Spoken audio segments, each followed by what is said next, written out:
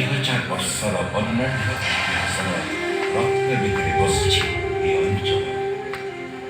ଏହି କେଉଁ କାଳରୁ ଏ ମନ୍ଦିରକୁ ଲାଗି ବହି ଯାଉଛି ମହାନଦୀ।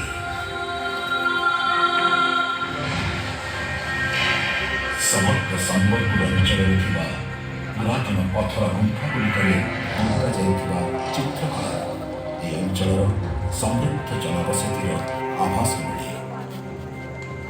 ମଣିଷ ଜିତିବାର, ବ୍ୟକ୍ତ କରିବାର, ଖୋଜିବାର, ଜିଇବାର, ଜୀବନକୁ ଉପଭୋଗ କରିବାର ଏବଂ ନିଜର ଅସ୍ତିତ୍ୱକୁ ବଜାୟ ରଖିବାର ଉତ୍ସାହକୁ ଏହି ଚିତ୍ର ସବୁ ଜୀବନ୍ତ କରିଦିଅନ୍ତି। ଏଇଠାରେ ପ୍ରକୃତି ମାତାର ସତ୍ୟ ଆଶୀର୍ବାଦ ସ୍ୱରୂପ ଏହାର ଗର୍ଭରେ ଗଚ୍ଛିତ ହୋଇ ରହିଅଛି ମୂଲ୍ୟବାନ ହୀରା। ବିଶ୍ୱାସ ନହେଲେ ସତ ଯେ ନିଜର ହୀରା ପାଇଁ ଓଡ଼ିଶା ଏକଦା ସାରା ବିଶ୍ୱରେ ପ୍ରସିଦ୍ଧ ଥିଲା।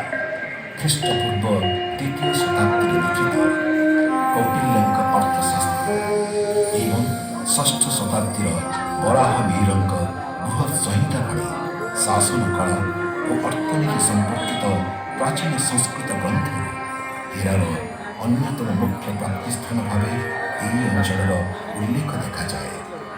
ହୀରାକୁଦ ହୀରାର ପ୍ରତିଷ୍ଠା ଯୋଗୁଁ ଏକଦା ଏହା ପ୍ରାଚୀନ ରୋମ୍ ସମ୍ରାଟଙ୍କ ନିକଟରେ ଶୋଭା ପାଉଥିଲା।